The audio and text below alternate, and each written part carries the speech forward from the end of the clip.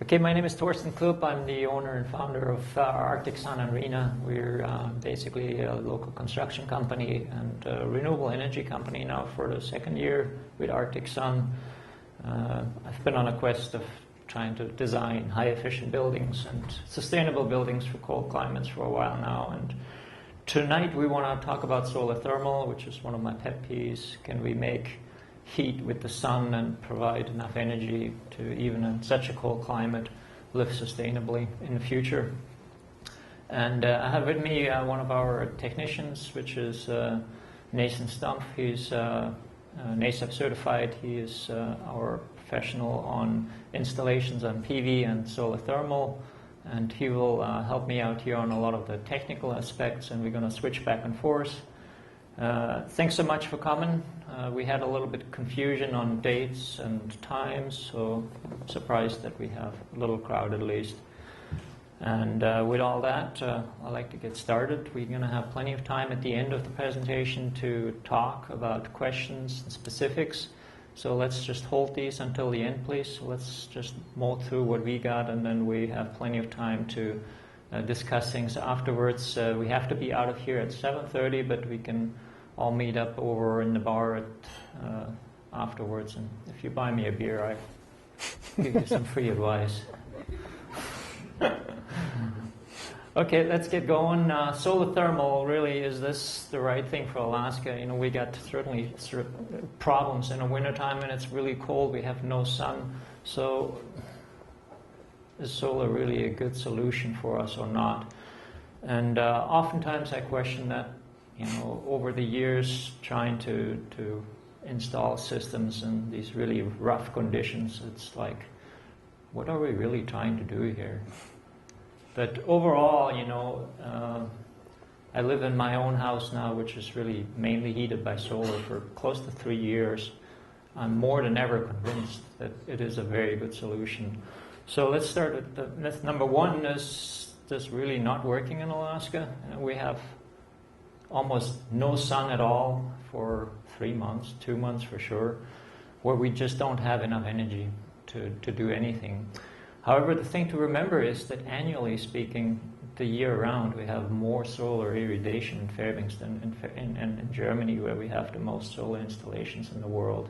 So we have a lot of potential. We just have a little hurdle to overcome. What do we do in the dead of winter, basically? So by now, most people in Fairbanks have heard about this blue house with the big solar thermal collectors on the roof. A lot of them call it really ugly. But it is very functional. I have 12 solar collectors basically for solar thermal, which are right on the top here. They're 4x10 collectors. And then on the top, since last year, I have my PV system, and there's also a pole mount. There's 24 collectors basically for producing solar electricity since last year, and I'm about 2 to 3 weeks out of reaching zero energy on this building finally. So that will be a big moment in my little life. Just for statistics, just as a recap, I mean, this is not from this year. This winter was a little bit different. As you all know, the winter didn't want to go away, so we had a little bit more energy. But the year before, we basically went 100% solar for 275 days on this house. And we produced all of our energy basically to make this go on the heating side, and for domestic hot water at an incredible amount of 48 watts basically to run the pump, which is just, there's nothing which even comes close to being able to produce that much energy with so much input. It's just phenomenal. And then in the dead of winter, when the sun is just not there, we're basically having to cheat with a little bit of wood, which is usually the combination of the systems we built by now. We combine basically solar thermal and some biomass, some wood heat, and then of course our solar heat storage systems. But basically for 98 days, we only burned about 1.5 quarts of wood. This winter I probably burned a little bit over 2 quarts since the winter didn't want to go away, but that's really nothing if you think about that this is a 2,300 square foot house. Family living in there, showering. It produces all of the heating, all of the domestic hot water. And then, the heart of the building more or less is this big storage tank, which I use to collect the heat from the sun and store it so that in the times when we don't have sun, like today, cloudy day where we're not producing anything, we nevertheless have all of the hot water available. I can shut my system off for about 6 weeks and go basically without doing anything with the heat storage I have. And this was really not the first iteration, but it was built close to 3 years ago. So since then we learned a ton and we built way better systems by now. But just seeing the performance of my house and living with it every day, I'm still marveling at how well it really can work and with how little energy we can do so much. So we're looking at the inside of this tank here. This is producing domestic hot water. And this here is what I call a solar stratifier. Nathan will talk a little bit more about it on a later session on how we transfer heat into this. This is one of the big inventions really we made over the years, which really saves a lot of money on transferring the heat from the system into these tanks and utilizing the heat in the tank most efficiently. This is kind of where we are now. How do we optimize it? Cost optimization and energy. How much energy can we extract out of these tanks feasibly? So as a recap, 180 gallons basically, if we were looking at oil, is about 1.5 quarts of wood. That's very feasible, I think, to burn for a family house in Fairbanks. And nevertheless, it's very comfortable. This is not just a cabin, it's a real house. Little kids living in it. It's very comfortable. So with that, let's go on to myth number 2. Solar thermal, this technology which we're basically broadcasting now, is this something new? It really is not at all. It has been installed already before the turn of the 19th century. The only reason we are not really seeing an increase in it is because of costs. The cost of energy have gotten so cheap. So if we're looking at a little bit of the history of it, in 1891, basically already solar hot water heaters, which were not very different than what we're having today, were already advertised and installed. And there was a big boom until what came around? Cheap energy. Natural gas came around, and it killed the solar industry in the United States overnight, or North America. Globally, really the same thing happened. Energy costs through cheap fossil fuels just basically completely killed all of the renewable energy systems overnight. And just now, when energy becomes more scarce and more expensive, we're starting to look really more into it. And here, less than in other parts of the world, especially if I look at Europe over the last 10 years, it's amazing to see how much more they have gone in that direction. But there's no new technology. All of this has been figured out 100 years ago. All of the technology almost completely in my house is nothing new. It's 100-year-old or even older technology. The masonry heater, even that is way older than 100 years. Many 100 years ago, they already figured out how to efficiently burn heat wood and produce lots of energy out of the wood instead of it just burning it. So it's old technology which we're just reinventing and adding better controls to it. With that, I'll let Nathan have a turn. Thank you, and thanks for coming again. So like Thorsten said, my name is Nathan Stumpff, and I'm going to talk a little bit about some different design principles that we as a company have been focusing on. And the myth to bust here is that one design is going to work for every application, and we have certainly found that not to be the case, and spend a lot of our time looking at some different alternatives. And with that, though, there are some really basic principles that apply. And for a small system, something that you'd want for a small residence, just for domestic hot water usage only, there's some basic designs that have worked really well. Here you can see a small system we installed in Fairbanks, and a basic diagram of how that system works. The principle is really simple. You have a collector. There's several different types of collectors, and we'll talk about that a little bit later on. You'll see mostly we install these type of collectors. It's a flat plate collector. The other major types of collectors is an evacuated tube collector or an unglazed collector, which is typically used for heating pools in warm climates. So in this system, collector on the roof, you circulate a fluid, you have some type of a heat exchanger, and you store that heat in a tank. You have a pump that runs to move your fluid around, and some type of a control system that tells the pump when to run. A differential temperature controller. So basically, if your collector is hot enough that we can capture useful heat, turn on the pump. If not, don't turn on the pump. And other systems may have an external heat exchanger. You'll see several pictures of that. In that case, you'd have a second pump that would run your other fluid to the heat exchanger. So when we say this small system is really only for domestic hot water, another myth, we get inquiries sometimes. People come in and they say, I've heard about this solar heating. I want to cut my fuel bill. I really am spending too much money heating my house, so I'm thinking about putting up a couple of these collectors. And as nice as that thought would be, that's really not a viable solution here.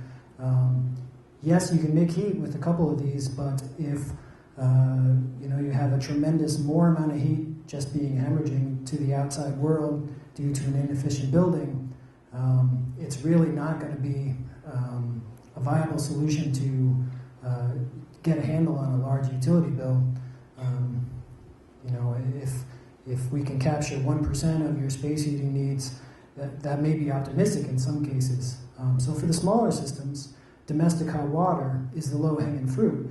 The nice thing about domestic hot water systems is that everyone uses hot water all summer long, and so we can, with a properly designed system, can take a good chunk of that load out of the equation, and depending on some of the circumstances, perhaps shut down your boiler, reduce runtime, maintenance costs in that way.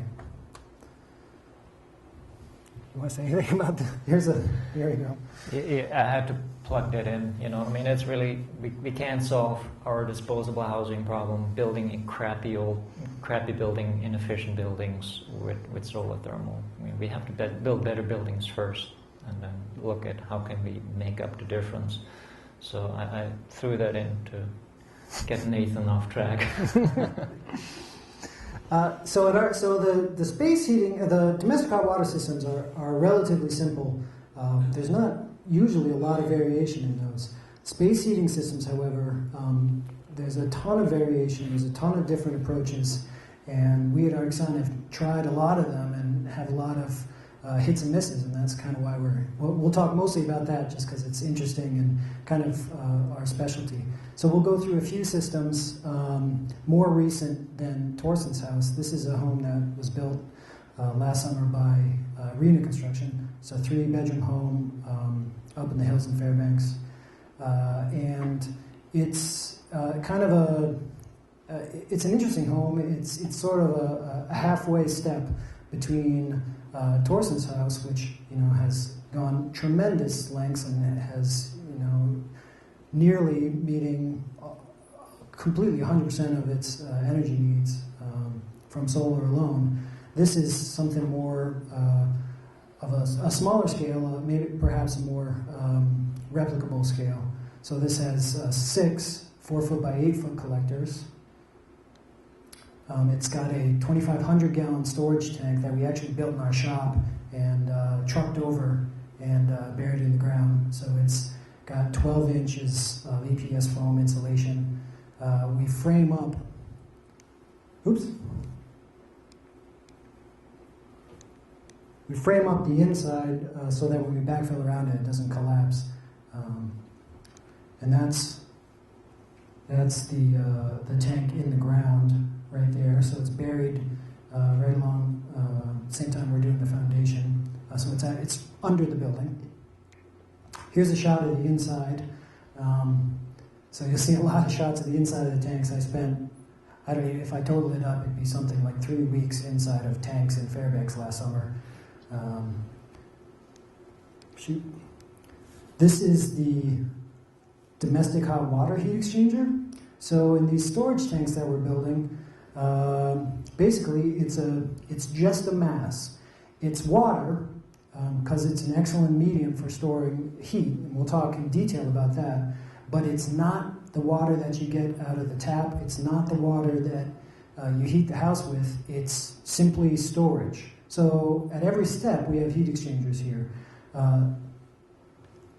This exchanger is how we produce domestic hot water. You'll see some other much larger heat exchangers for domestic hot water later on. This is a newer iteration of the solar stratifier. You'll see we've added a few things. This is a flap, a rubber flap that helps to prevent. Well, first off, the principle of the solar stratifier is that solar is going to operate over a very wide range of temperatures. It's unlike a boiler in that in a boiler you may set it for 160 degrees and that's what you're going to get. Solar can operate over a tremendous range of temperatures from as low as 60, 70 degrees and up through 200 degrees or more. There's actually a bit of the code that requires a minimum of 220 degrees rating for every part of the solar plumbing line. So a temperature above the boiling point of water. So the function of the stratifier is basically to allow our return fluid into this tank to stratify in the tank, to maintain hotter water at the top, that we're prioritizing that for domestic hot water production, and gets cooler and cooler the further down the tank you go. This has many benefits for these systems. Having that extra hot water at the top allows you to get more domestic hot water. Having it as cool as possible on the bottom actually increases the efficiency of the transfer from the solar collector. And the stratifier is a strategy we've had a lot of success with. It's just a tube with a bunch of holes, so we're injecting the fluid in at the bottom, and physics takes care of the rest. Whatever temperature that fluid is, it rises up, finds its own density, and comes out of the Swiss cheese holes here wherever it's appropriate. So if we got really good sun and we're getting good, excellent hot water, it's going to rise up faster because it's lighter and come out wherever it's supposed to.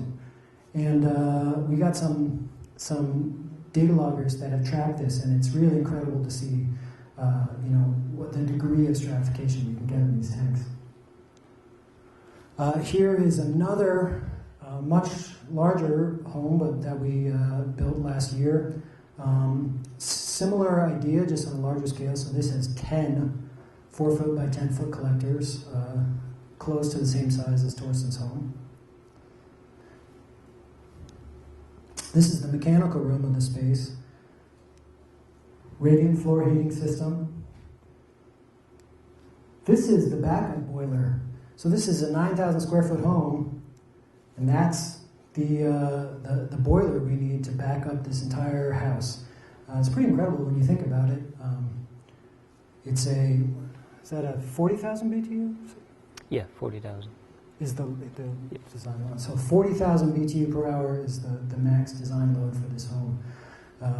Part of being able to use solar energy efficiently is starting with building science. Having a smart building is number one. That's not really the focus of today, and you can come back to some future seminars to hear about that in more depth. Here's the control system for it and all the mechanics. So pumps, valves, etc. This is really all of the gear to run a pretty elaborate, complete, integrated system. This right here is the solar drainback tank. A drainback system is a type of solar system that we are very fond of. One problem that, and Thorsten will attest to this, we obviously have trouble here in Alaska with cold temperatures. We have to protect against freezing. Equally challenging can be protecting from overheating. We build these large collectors, and there's a tremendous amount of energy available. The nice thing about the drainback system is basically we're circulating the fluid, and whenever the pump shuts off, the fluid evacuates from the collector and drains back into this tank. So in the event of a power outage, the system empties itself, and there's no danger of overheating. It's a really nice feature that we're putting in all of the big systems we're building now. And I think Thorsten will tell you he wished he had caught on to that when he built his system, because he's got a different strategy for overheating, which is shut the whole thing down. But you live and learn. This is the inside of the tank. This is not a buried tank like was in the previous example. This is actually inside of the building. It's 2 stories tall, so this is 20 foot tall, 8 by 8 by 20. It holds about 9,000 gallons of water storage. And this is, a complete, it's the complete heart of the system. It's where everything starts, and it's a very storage-centric design. So this system had a much higher domestic hot water load than the previous example. We were designing for 15 gallons a minute of hot water, which, if you have an efficient shower, that may be 1 to 2 gallons per minute. So this is quite a different design for us. We have 3 of those same exchangers that we had in the previous example. And in addition, this is an innovation we tried out on this house that's working really well. We have these other coils at the bottom which act as preheaters. So our well water is very cold, 40 degrees. It comes in, shoots right down to the bottom of this tank, and we're taking as much heat as we possibly can out of the bottom of this tank. So we may raise that 40 degree water up to 50 or 60 or 70 degrees, depending. And then from there, it travels up and to the final exchange, which is at the top of this tank. The benefits of that is that it means the top only has much less work to do, so we could actually save a coil. We would have had to put a 4th coil up here if it wasn't for those. It also is going to allow the solar system to work much more efficiently. In all of our systems, we draw off of the bottom of these tanks to go to the solar heat exchanger. And the reason is, the colder that is, the better the transfer we can get. If a solar array will always collect more energy, will always be more efficient the colder it's operating. It's a little counterintuitive. Some people are so proud that their solar collector is 210 degrees, and that is something that may seem like it's a good thing, but it's probably more a symptom of a system that has other problems, that has insufficiently sized storage, possibly some other issues.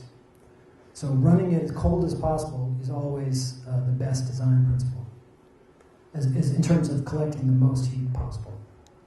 Here's some other shots of these heat exchangers.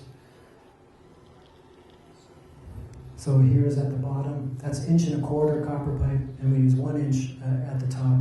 When we split into 3, and the flow rates are less between the 3. A few more shots here.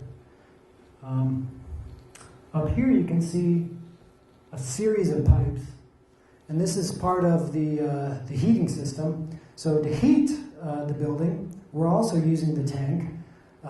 We draw out of a few different places in the tank, and we have a controlled mixing valve that delivers the temperature we need for heating the place. So again, this tank is going to operate over a tremendous range of heat, anywhere from possibly as low as 40, 45 degrees, and up through, we high limit it typically at 180 degrees.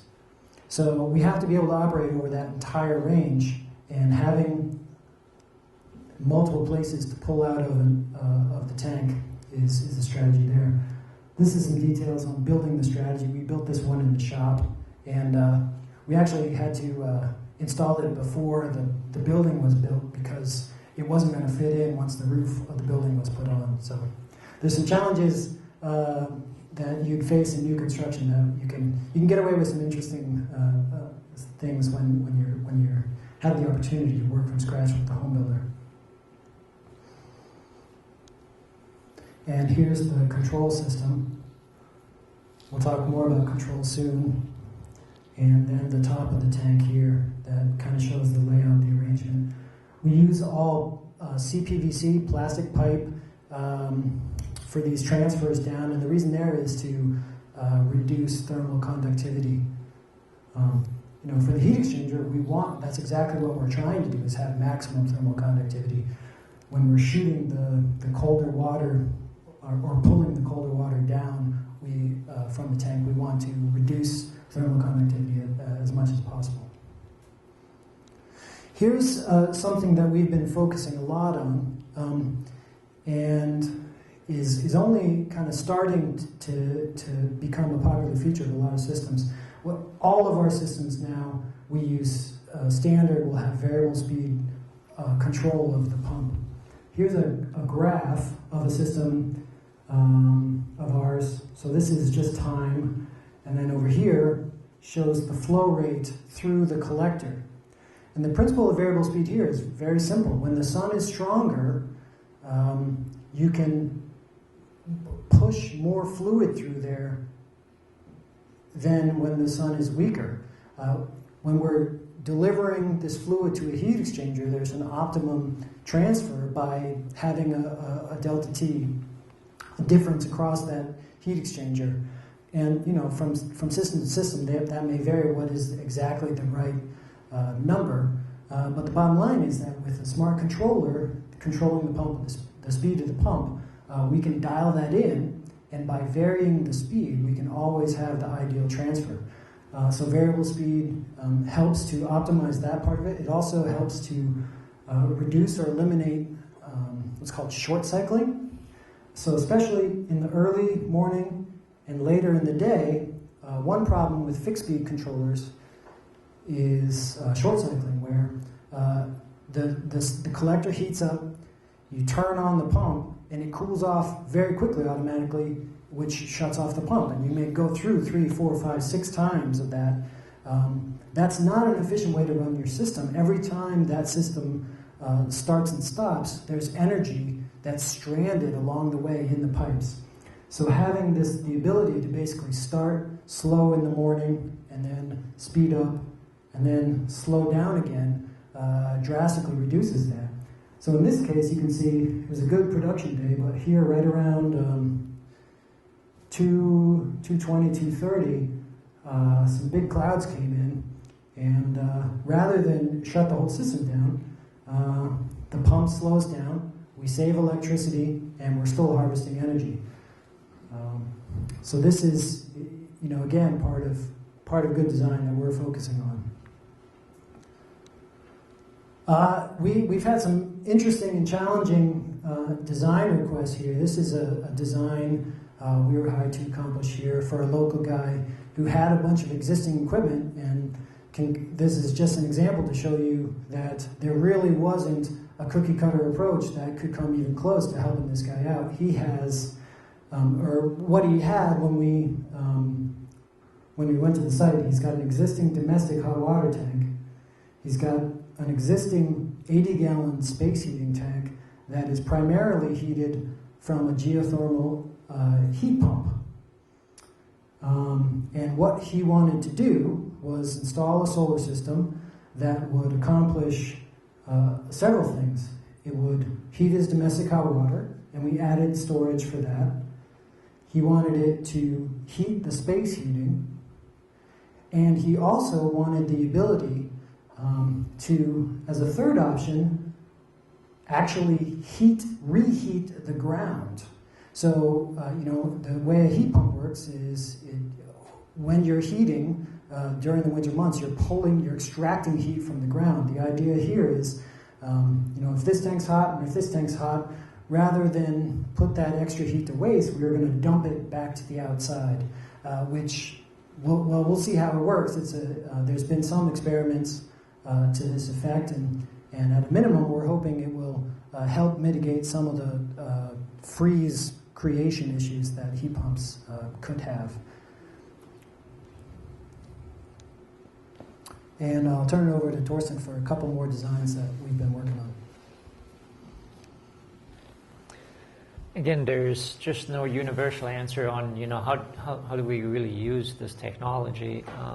In this example, this was a project which I helped design with a local architectural company, USKH, basically, and the wonderful community in Esther for the hopefully soon-to-be built in the future Esther Library. How do we take this building to zero energy was the goal, basically. So we super insulated it, and we used the same principles as what I used on my house of solar thermal right up here, the collectors, and then added PV basically to offset the electricity. The big difference on a building like this is we don't have a domestic hot water load like on a house. On a house, really annually speaking, making hot water once the house becomes efficient is much more of a problem than heating. Heating is really not the biggest load anymore. It is the domestic hot water we use every day. On a building like this where people don't come and shower every day and run hot water, it's just about the heating. So the strategy here really was way more efficient to bury a tank basically under the building to not worry too much about stratification. Normally what we really like to do is have an upright tank where we can stratify this water really well. So at the top we have hot water, which we can utilize to make our domestic hot water with our heat exchangers. The mid-sections is where we want to have the medium temperatures for the radiant heating systems.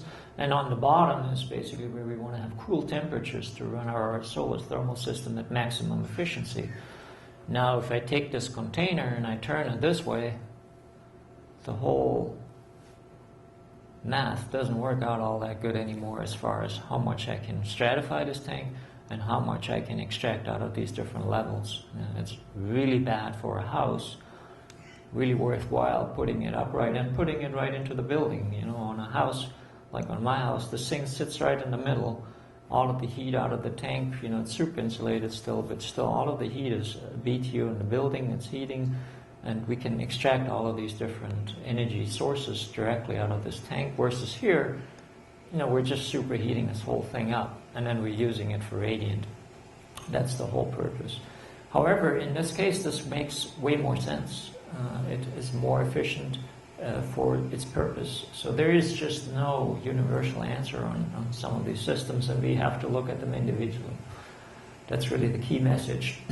But again, also here, placement, we're putting it central under the building. The very first one we've done, Carl's house basically, we placed the tank outside, so there's really no good use and help out of the tank itself for the building. If the tank is right in the center of the building and the foundation, even the heat loss from the tank is still a good use for the building itself. But nevertheless, a buried tank, 80% of that loss from heat loss out of the tank is lost to the ground. We're not seeing it in the building. Versus if it's in the building, it's 100% efficiency. All of the heat loss out of the tank first is a BTU for heating in the house. It's a huge difference. So in this case, the tank sits right here. Masonry heater is the backup for this building. And the little bit of domestic hot water we have, we're basically preheating in this big tank. But overall, we're having to use some backup means in the dead of winter to heat the domestic hot water. Domestic hot water, again, 120 to 140 degrees is what we need, really. depending on the application, versus heating in our buildings, super insulated buildings, we can go down to 80 degrees. So there's a huge spread of energy, and the higher the temperature of the water needs to be, the more energy it takes to get there. That's a big thing about solar thermal. You know, we can capture a ton of these mid-range temperatures, which are ideal still for radiant heat, but which are still just not enough for domestic hot water. That's where these smarter systems come into play, where we can harvest all of these temperatures and we have a usable space. To me, the key lesson there is, you know, a cup of hot water is not as useful as a bathtub full of lukewarm water. The bathtub gets you way longer overall as the energy balance is concerned.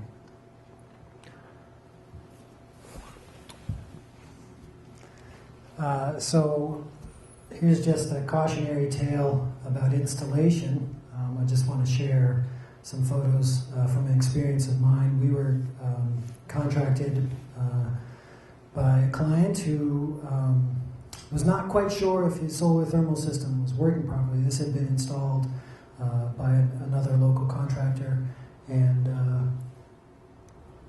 this is the glycol mess that was left over.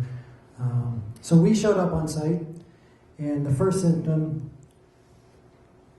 the pressure gauge that was installed in the system was reading 0, which is a pretty big problem. In a typical system, a pressurized standard system of this type, it's going to normally operate in the 30 to 60 psi range, and this was just reading 0. So we started to look around. That's the first clue. Went up to the roof. This is an air vent that was on the roof, and it didn't quite look right, so I pulled it out, and you'll see there was a big plastic degraded, melted mess coming out the bottom of it. So there's another clue that this system probably wasn't working right, had been experiencing some overheating. We pulled a sample, found that the glycol was about to test pH, but it came out looking a little bit more like used motor oil than anything else. So we basically just said, there's no way we're putting that back in. We drained the whole thing out. And we started to do some cleaning.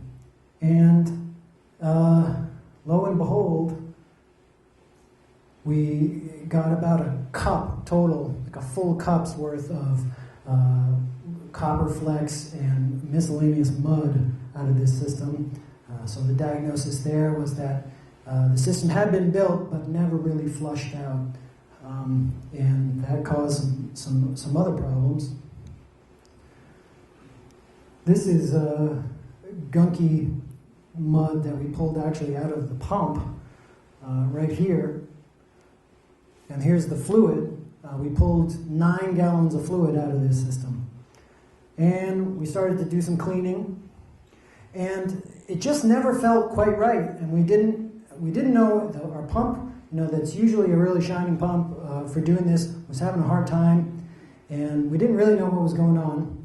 So just for I don't know why, but we decided, well, let's run it backwards through the system, just to see if that helps.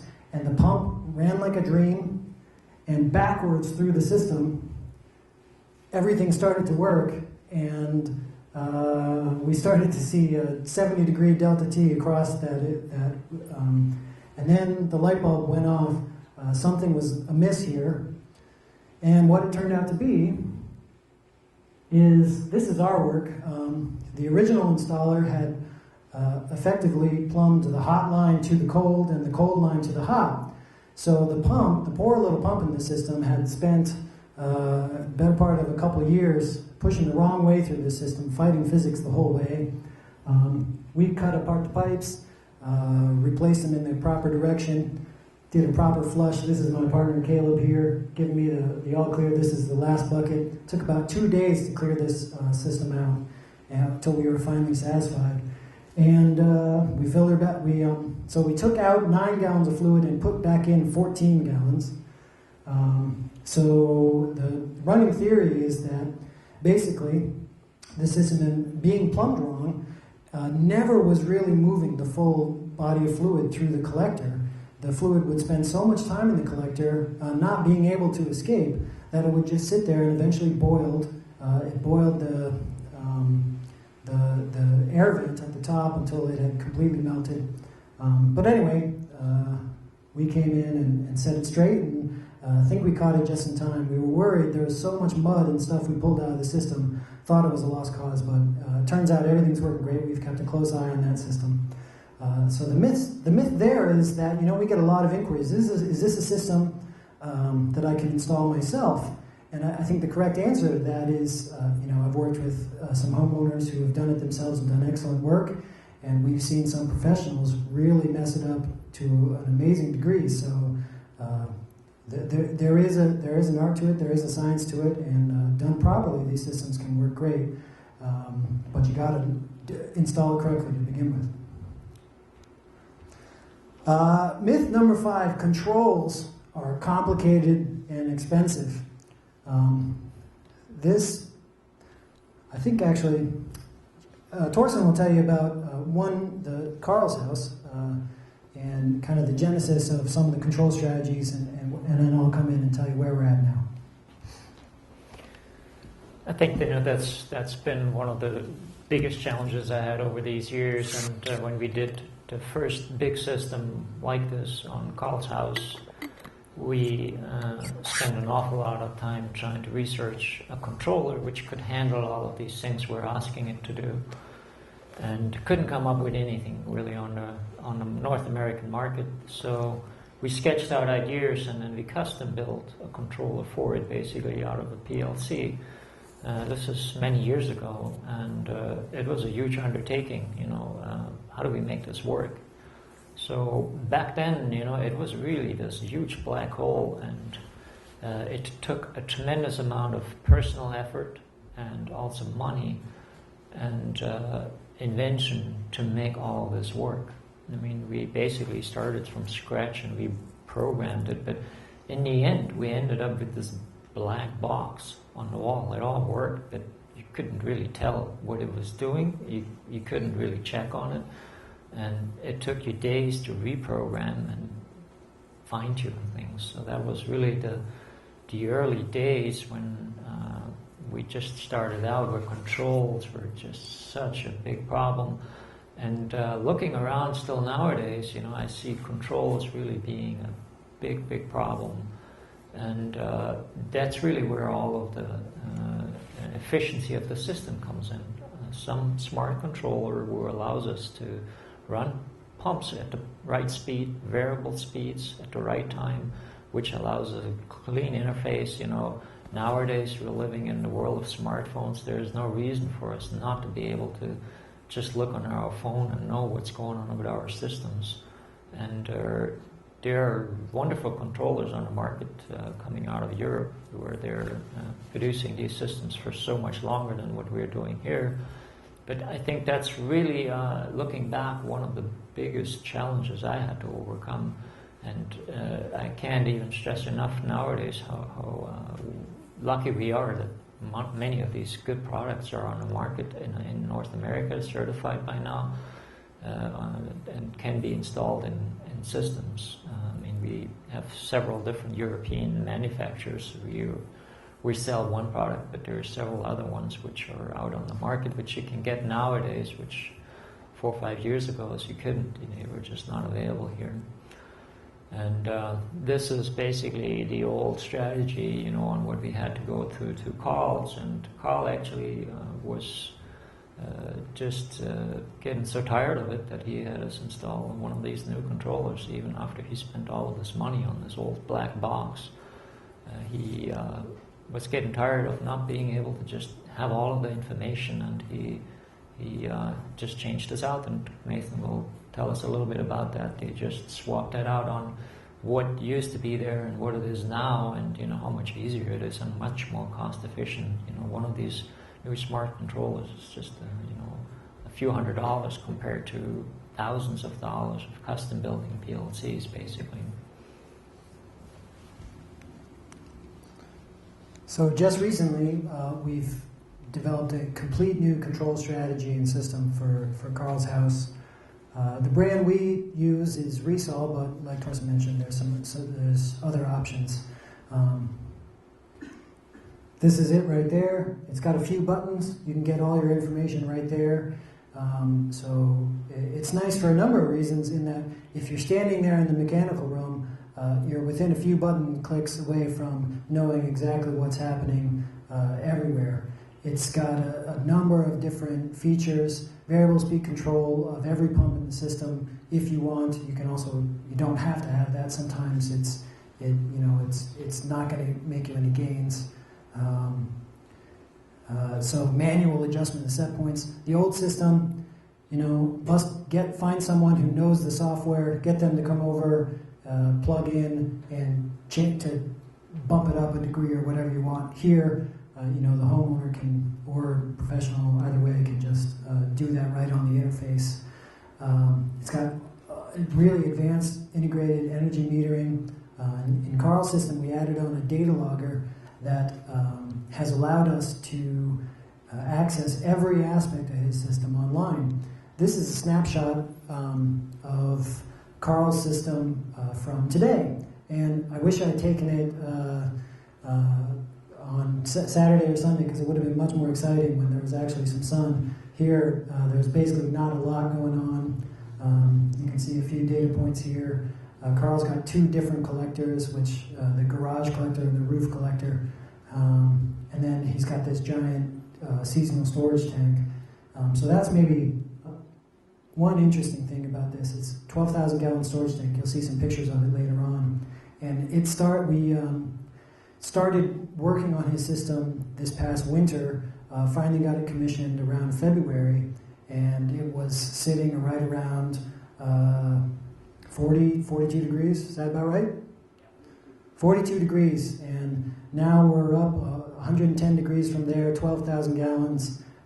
So there's some more anecdotal evidence. So it does work in Alaska when you make it work. So this system also has a radiance meter, which has been a really neat feature. A radiance is a measurement of how strong the sunlight is, basically, and it can go all the way down to 0, which is it's dark out, and 1,000 watts per square meter is an estimate of full strength sunlight. So today we all saw there's a bunch of clouds, not a lot going on. Anyway, so this is, we can access this information, basically complete real-time information from anywhere in the world. Carl can check in on his system. Like Thorsten mentioned, there's an iPhone app and all the goodies you could ever want to get access to this information. Here's a couple pictures of what else is possible. So the other thing you could do is have a visual representation where your information, is shown rather than just the words collector. You can, this is certainly useful for some people to visualize it, and then full graphing capability to whatever resolution you could want. This is not of Carl's actual system. We're still there. There's a bunch of templates, but Carl's kind of got this crazy unique system that we're going to have to draw up ourselves. There's no template that was going to work for him. So stay tuned for that. That'll be up and live soon.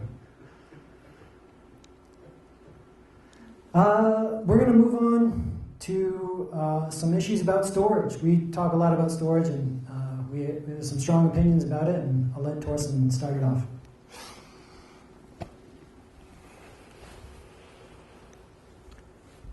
So storage really is one of the, in my opinions, really the biggest link for solar thermal, and that's not just for Aspect, that's for the whole industry, and I think also for the future. That's where we really need the biggest breakthrough to make renewable energy really become very feasible.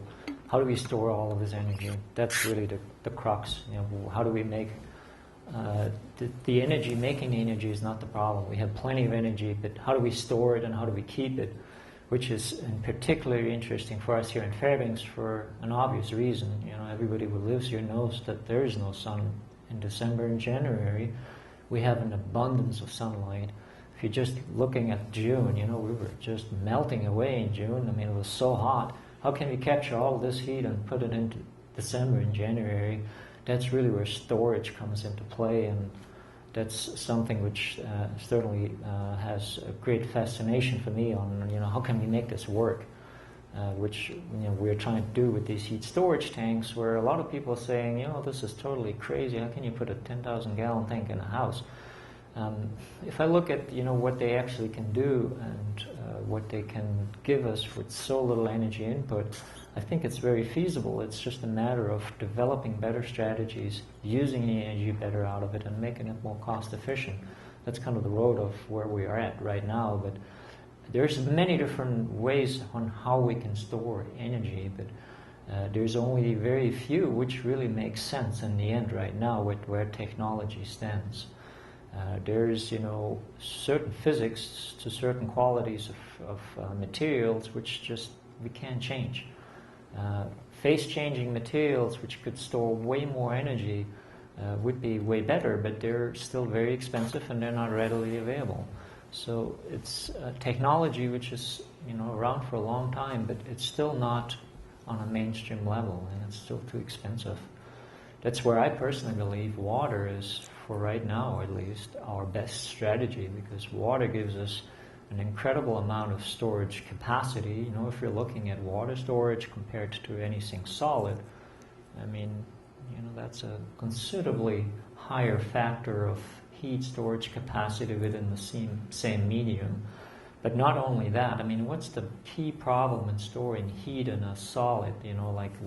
My house, I have a sand bed under the building which I use for additional storage. However, that's just a thermal flywheel effect, really, for passive solar and for a little bit of extra storage. What's the key problem? I cannot make hot water out of that. I can't transfer that heat. I can't properly store it, move it from one end to the other. It's just not possible. It's heat in and heat out. That's really all what it comes down to. There are certain applications where it makes sense, but in a residence, for us, the key problem really is domestic hot water. If we're looking in the annual cycle of the building, it's not just heating, it's really making hot water in this 120 range, where we are just completely not getting into it being able to store that in the ground.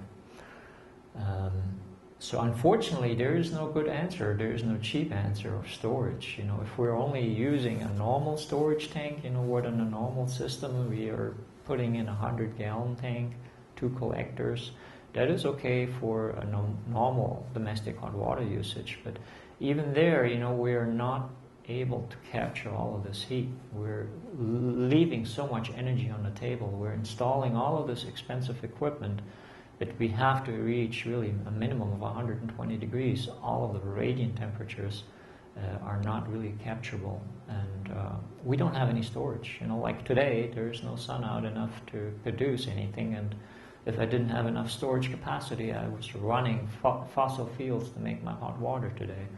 Versus if you have more storage, it doesn't matter. We can bridge time.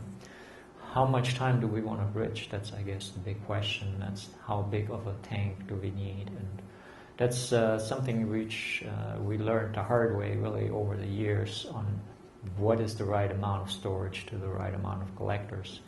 I have 12 collectors to 5,000 gallons on my house, and I tell you one thing I have, it's way too much heat. I could supply the whole neighborhood with hot water. My system is really shut down most of the time in the summer.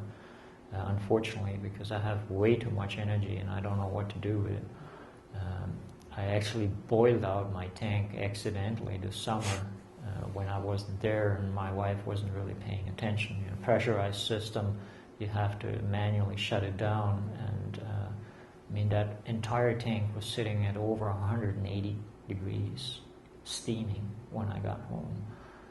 So there is a tremendous amount of energy which we can produce, but we have to properly store it, and systems need to be built so that they are safe. That's something which I definitely learned the hard way. The first year operating my house was an adventure, and by now I'm a lot smarter and we built smarter systems. But storage is really where it's at and where we need to do the most work, I think, in the future to properly capture all of this heat. But here, look at the physics numbers of heat storage capacity. If you want to store your heat with thermal in your slab, you're only going to get a very limited amount. And there's only so much heat you can put into it before you crack the floor. And it's not just that, you're going to be way too hot, you're going to open all of the windows. It's heat in, heat out. There's no good control strategy for it. And physically you can't just store a lot of heat within the medium itself. So to me, really right now as we are, water is readily available, it's non-toxic, it's safe, and it has a very, very good criteria of storing heat, the way we can transfer the heat into it and get it out. Ideally for our climate, if we want to pass through the winter time only with solar thermal, we would need a medium which is a factor 8 of what water gives us, where we need to get into phase change.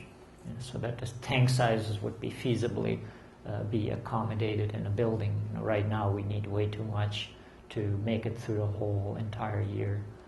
My tank roughly gives me 6 weeks. That doesn't get me through the winter.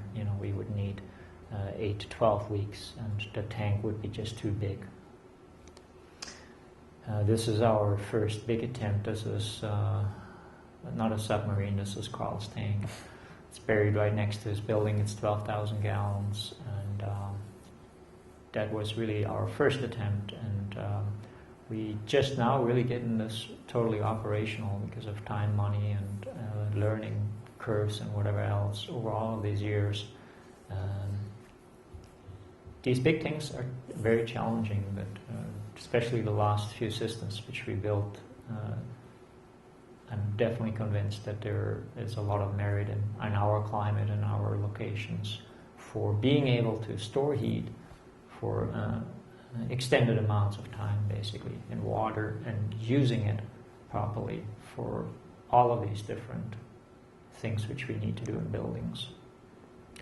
However, a project we're working on right now, we're using basically the massive storage of the earth within this greenhouse. We're designing a sustainable greenhouse right now for TCC, which will basically, the building itself is the collector, the greenhouse will be collecting the heat, and we're storing it, in this case, basically in the mass of the insulated box we're putting under it.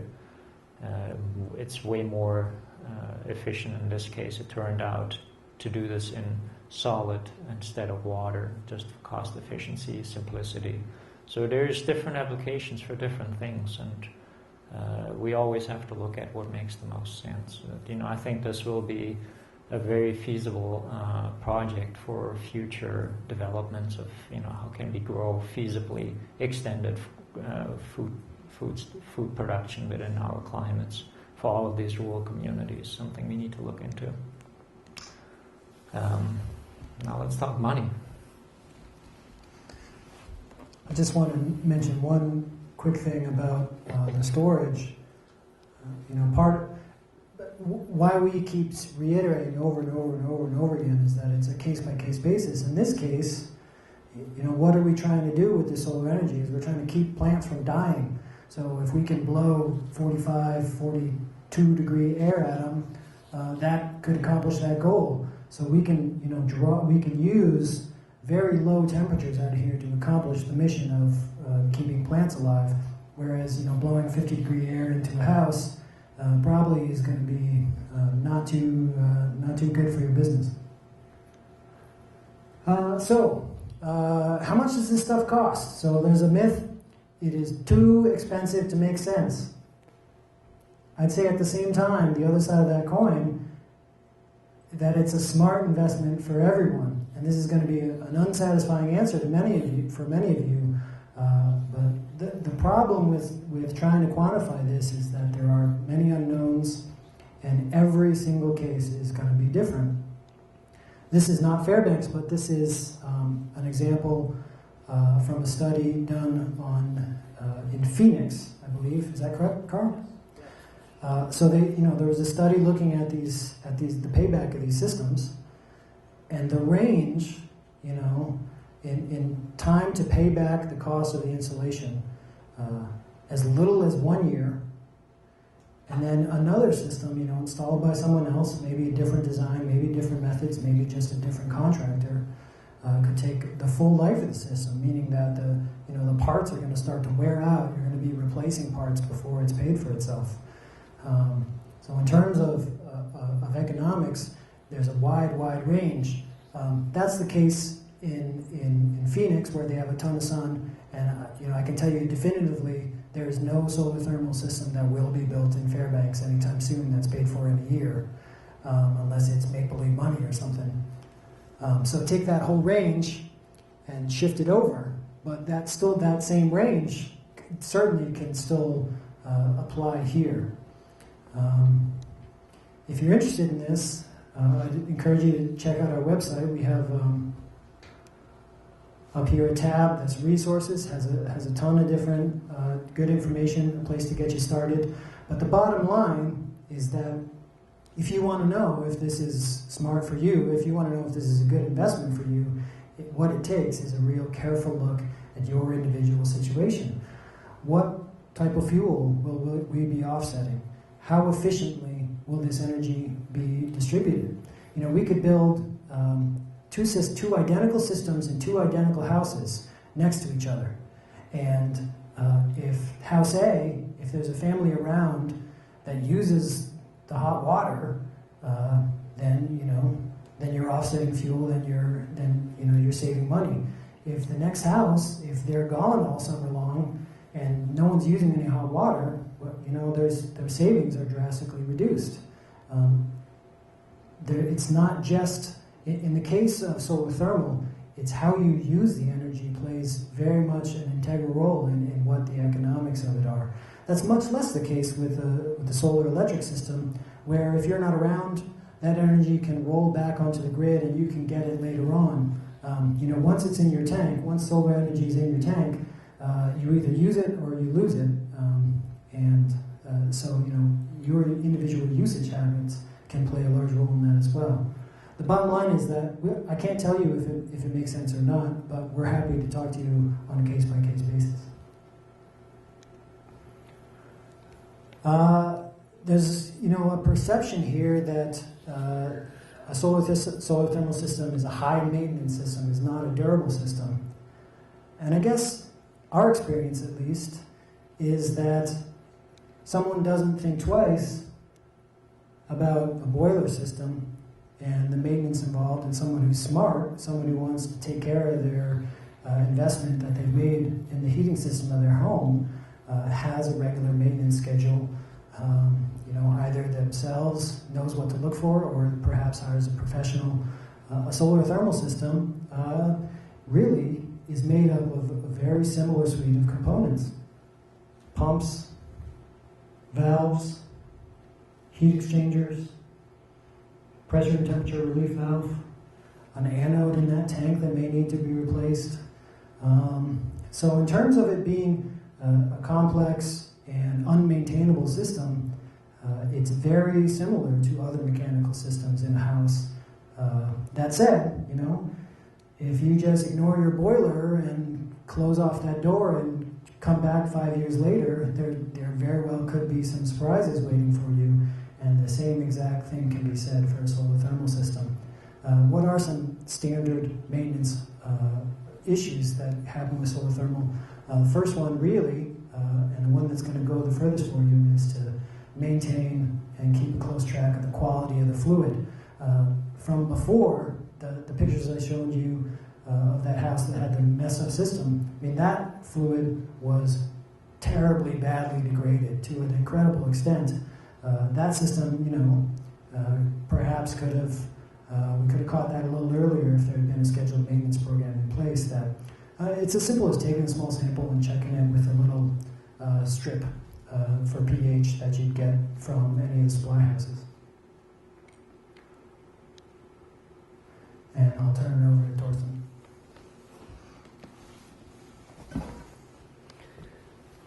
In the end, I keep coming back to this, why is solar thermal important for us in the North? It's because we are all concerned about heating. Heating is our problem. We're not really air conditioning. The summer was maybe for a few weeks on everybody's mind, but this will change soon, and we will be back in the cold. There's one guarantee in Fairbanks: it's going to get cold for a long time.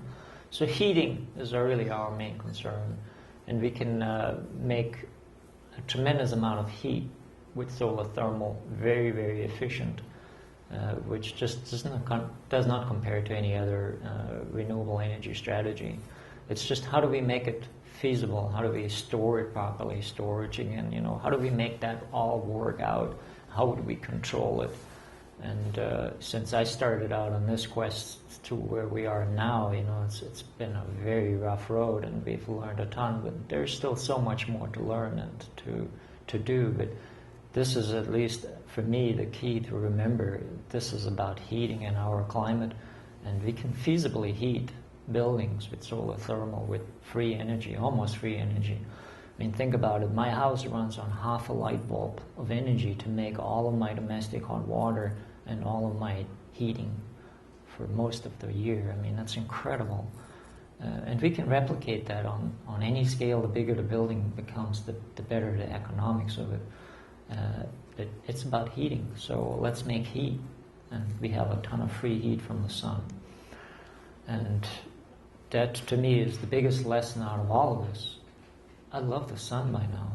I never will look at the sun the same way, since I live in a house which produces all of its energy, more or less, or almost all of it, by the sun. Something I never did before I really started out on this, and not before I lived in a building like this myself. The sun is up in the early winter, and that puts a big smile on my face, because I know that we'll have plenty of heat. And that's something I think we all are going to learn more in the future when resources become sparse. And energy is already getting more expensive, but I don't think we have seen the end of it.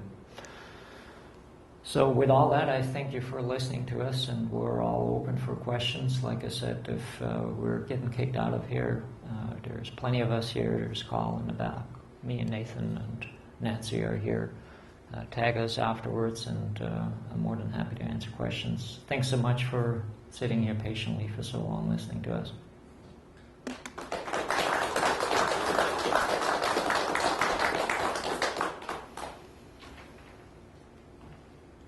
Oh, come on now. No questions? Yeah. Thorsten, with respect to your water storage in your house, what kind of provisions do you make for service down the road? So maybe 10 years or 15 years, or what kind of life cycle do you expect from these kinds of systems? Very good question. In the maintenance, we didn't really tag onto these big tanks. Okay, we take a big tank like my tank, 5,000 gallons, full of water. We place it in the middle of the building. We build a house around it. Well, how in the world are we fixing this thing if it breaks, right? Very good question. So basically what we do, we built a solid structure. The big 9,000 gallon tank was built out of concrete. My tank is built out of steel, but it's just the shell basically which holds the water. The actual waterproofness and the lifespan comes out of a liner which we place within this tank. It's a custom built liner basically out of a 60 mil material that is rated for 180 degree continuous use, which hangs within these tanks, which can be replaced basically through a manhole on the top. And so the lifespan from the manufacturer is anywhere between 10 to 15 years on these liners. So what we're saying is after 10, 15 years, we're draining the water out, we're taking the liner out, and we're putting a new liner into it, which can be done within the building, basically. It's not going to be fun, but it's not going to be fun to rip out a boiler and change that out either. So there's some long-term maintenance. And out of the whole system, that's really the biggest one, which is on the agenda. Everything else is just pumps. There's a $200 pump which maybe burns out in 10 years and which needs to be replaced. But besides that, it's just copper piping and standard plumbing. And the liner on the tank basically is replaceable. But I firmly believe that is something which always needs to be designed into the system. The bigger the system, the more important it becomes. Also overflow protection. When we fill these tanks, we have to calculate out the heat expansion so that the water, when it expands, when it becomes hot, doesn't just pop out the top. That would be a lesson learned. Or that, down the line, if there is a failure in one of the pipes, cold water is going through the heat exchanger within these tanks. imagine one of them breaks in 10 years and starts filling this tank without something stopping it, you would flood the house. So we put basically a double safety provision on the top where it measures the flow with a float switch. If this water rises to a certain amount, then we shut the water off automatically, basically, as a safety precaution. So there's more details, of course, which go into the systems. And I'll just add, we've looked at some other solutions than the liner, some 50-year solutions, not a cost-effective solution now, but we're keeping our eyes out, and hopefully that it will be an option down the road. It's very expensive at the moment, but there's some possibility there as well. As a side note there, in Europe there's two manufacturers of these big tanks, which are very successful. For the last 20 years, they're selling big solar storage tanks. They're in the neighborhood of 50,000 euros, basically, so very expensive. But people are buying them and installing them because the energy costs are so much higher than what we have here. That's certainly something we're looking closely into for the future. How can we build these tanks on a more feasible way where they are more off the shelf with modern materials, where we have a lifespan of 50, 60 years out of a tank. But right now the liners is, from what I found, the most cost efficient way of going about it. Are you building both above ground and in-ground tanks? Yeah. What are you, masonry, reinforced masonry? We use basically the small 2,500 gallon tank, which we've seen in one of the pictures.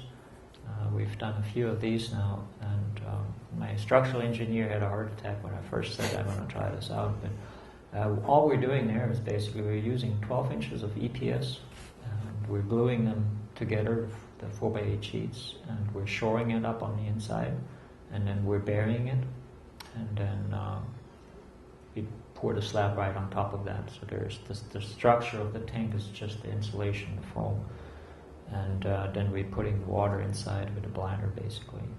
Works perfectly fine. But we build them out of concrete. It's like the Esther Library. That's basically with ICF with an insulated concrete form. The design on that for a below ground. It can be a steel tank when it's cleaned out, and then you put a liner into the steel tank. I mean, I've done that before too. Like on my house, that's what we've done there.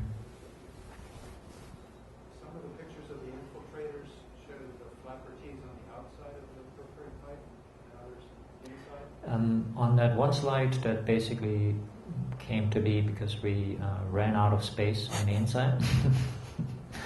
That was the return line from the heating system. It should be on the inside, and we didn't upsize the pipe enough to fit everything in. That's why we installed it on the outside. It's again one of them we live, we learn lessons. By now, we're doing so much more through the stratifier than what we've done in the past to maximize the efficiency of the system.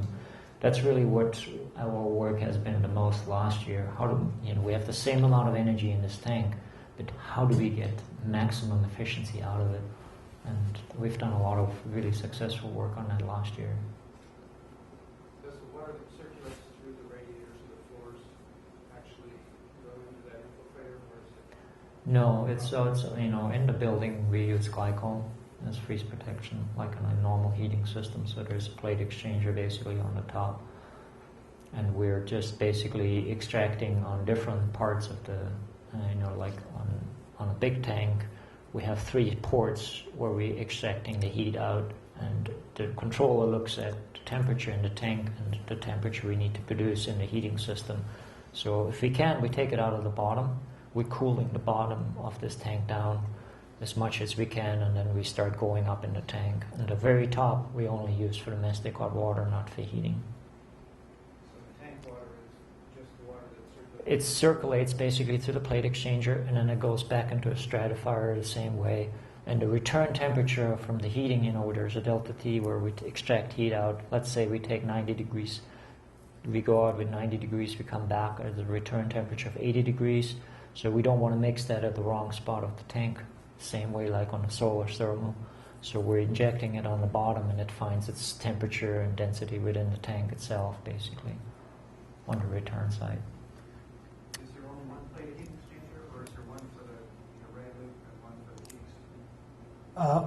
Typically two, one for the solar, one for the heating system. But I just did want to mention that that's how we've done it in the past.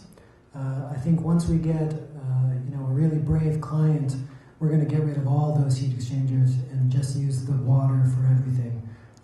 But that's kind of a little bit of a leap of faith. It has tremendous efficiency gains, and I think would work really well. But it's a little bit untraditional for a typical application in Alaska to just put water everywhere. But in the details, I think we can pull it off. So someday, maybe all the owners of the place have built these experimental houses. Maybe it's my turn next, and it's going to be 100% water. We'll see.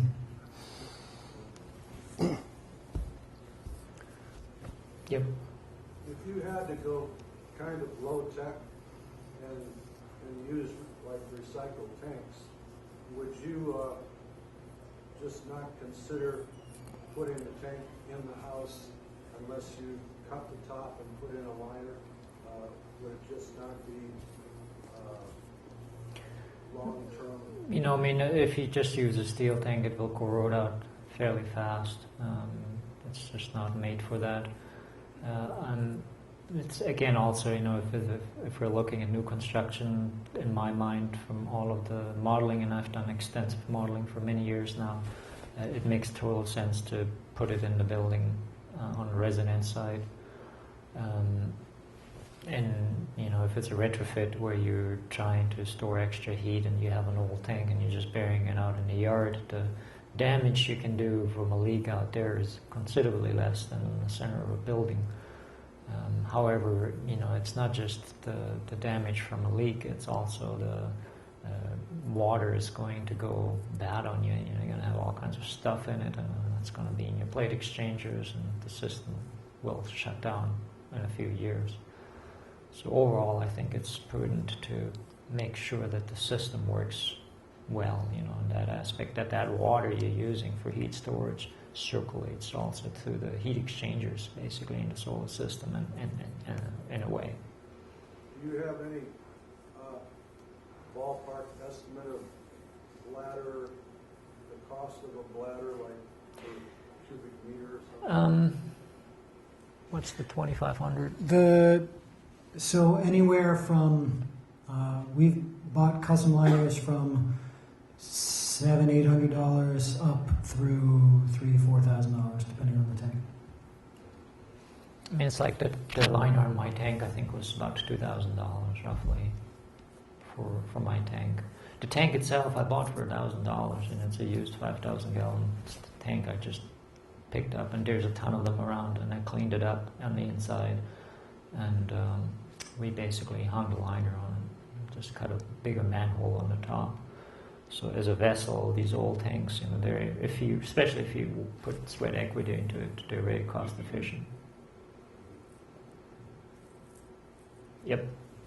That 2,500-gallon tank is in the ground, the 12-inch EPS box with a liner and a slab over it, and the 9,000 is in the ground masonry. No, it's a two-story tank. Two-story. It's 2 stories. It's a 3-story building, so it goes 2 stories up, and then in the top, basically the mechanical. We always try to do the mechanical room right on top of the tank, and that's basically what it is on that. And it's masonry with the liner. It's a 8-inch concrete, poured concrete tank. Yeah. There's 40 tons of pressure on the bottom of this tank, so there's a lot of physics which need to be calculated in, for sure. But the system works incredibly well. If I compare the system to my system, it's a day and night difference. It's really phenomenal to see how well it works.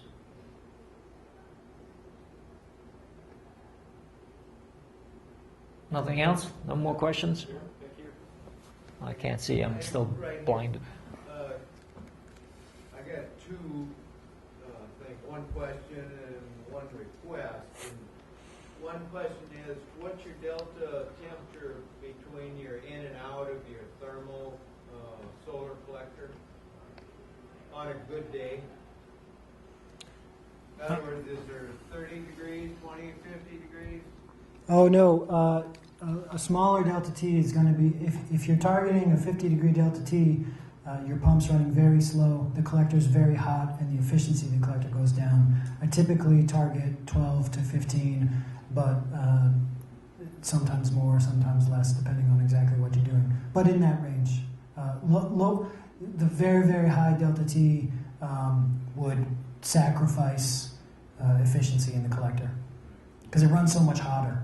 The other request is I would like to speak to both you gentlemen after everything's done here, if I could. Of course. Okay, thanks, Nathan. And just one point I did want to bring up. Thorsten's mentioned this a couple times, and so have I, about how impressed we are with the data. I wish I had more to show you now. Please do come back to our website. We will be having both live and historical public presentation of a lot of the data we're collecting. So this stuff works, and we're gonna show you exactly how well it works through some of the data collection systems that we have out there. So you saw kind of a sneak peek at it, what we're doing at Carl's house. That will be fleshed out much more in the future. So please stay tuned for that. These are all vacuum thermal? Nope, flat plate copper collectors. Flat plate collectors. Okay. All right, here's the drawing.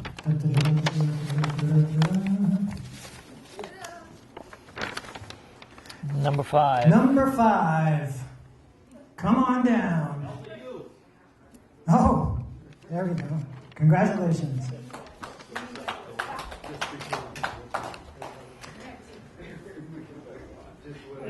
We got 5 more minutes. If there's any more questions. I have a question. Yep. What do you think the next storage medium would be the best? I mean, it's certainly in phase change. If we're looking at where can we store energy the best, it's in phase changing materials. It's just how do we make them feasibly. Let's be real. I mean, we can fly to Mars and drive around little robots, but we can't store energy. Yeah, that's a total joke in my opinion. Of course we can, but we have a big industry which makes a lot of money, which would not benefit from that at all. So there's good solutions out there which are all developed, but I think we all need to start standing up a little bit more taller and make a case for it that we want that. Because otherwise people will sell us very expensive oil and other fossil fuels and make a lot of money. But that's where the problem is, in my opinion. I mean, if I'm smart enough to figure out how to heat my house with the sun, then don't tell me that some NASA engineers are a whole lot smarter than me. Yep. Could you, I'm still not quite clear on how the tube, the Swiss cheese tube, is more efficient than a natural gradation of the water, cold to hot. Well, somehow we have to transfer the heat. We're producing heat here and we're having a medium which we transfer it into. There's really one method would be just, we just inject it in the tank, but what happens is basically, we're destratifying the tank, we're creating thermal turbulences within the tank, and we're creating more of an even temperature. What we don't want is an even temperature. We want hot, medium, and cold. To run the solar efficient, we need cold. To run our radiant efficient, we need the medium. And for hot water, we need hot on the top. So stratification of these tanks, and especially residential buildings, is extremely important. How can we achieve it? The strategy used by the 2 manufacturers I mentioned in Europe, they're using coils. They're big stainless steel coils, a set in the bottom, the center, and at the top. And then there's 3-way valve. The solar collector looks at the temperature which it produces, and then it drives it to one or the other coil, basically, to get the heat where it is supposed to be. The problem is that it's very expensive to do these huge coils. It's very expensive. I think so. If the question is why is it superior to a natural method, we are exactly trying to replicate the natural method. You know, we could just stick a pipe in there and return water through that pipe. Sometimes that's going to be at a good spot in the tank temperature-wise. Sometimes it's going to be too hot, sometimes it's going to be too cold. What we're doing is we put all that fluid into this big pipe. It's a large pipe, so it slows way down, and then nature takes over. So it's not a replacement for nature, it's our way of working with physics. Does that make sense? I think so. Is your input? I think, let me explain how this thing actually works. I think you're missing still some link of what's actually happening. So you have a big stem pipe with the Swiss cheese, is what you're seeing. But inside of that, you have a 1 or 1.25 inch CPVC pipe with a bunch of teeth, basically, which rises all the way up to the top with the flaps on it. This is where the actual fluid is pumped into. So you have pump speed and you have velocity. But we're pumping it to the bottom, hot water rises, and the flaps basically help that it doesn't suck in cold water, doesn't create basic backflow into the stratifier itself, and then it rises up. And when it finds its own weight, density, and temperature, it starts pouring out. But we're still looking at velocity from pump speed, basically, so there's movement when it comes out. That's where the big pipe with the Swiss cheese comes in. It stops that, and it gives it time to settle, basically, within this. It slows it down. That's the whole principle. And to me, that was really the big missing link. You know, doing these coils, $20,000 versus building one of the stratifiers for $1,000, basically, using physics and, you know, the qualities of water to make it all work. And we built one of these in an open tank so we could check it out, it's really cool. Like you know, basically we have a faucet, hooked it up, and you slowly turn on the hot water, and the next flap up opens and the bottom one closes. So we've built this and watched it work, and that has been part of the development as well. So it's really cool. Stop by the shop sometime. We'll look it up for you. Have you taken a look at solar logic controls?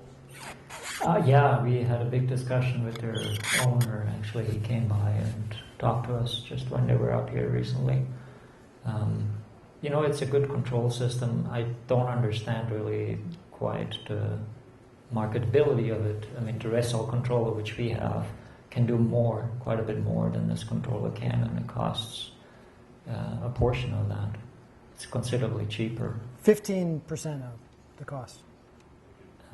So, you know, I mean, I think it's a great system. I just don't see where it's feasible on the market. And these European controllers, there are several of them, not just the one we sell. They're much more advanced, in my opinion. They have variable speed control, which is essential, which Solar Logic does not have right now. And they're much more cost efficient, you know, as far as doing exactly the same thing, basically. You have to understand the controllers, of course, but there's a learning curve with everything, so that's certainly the case. More questions? I think we gotta go. Yep, I think we're kicked out, so whoever wants to spend some more time, hang out, we'll see you at the bar. Thanks so much.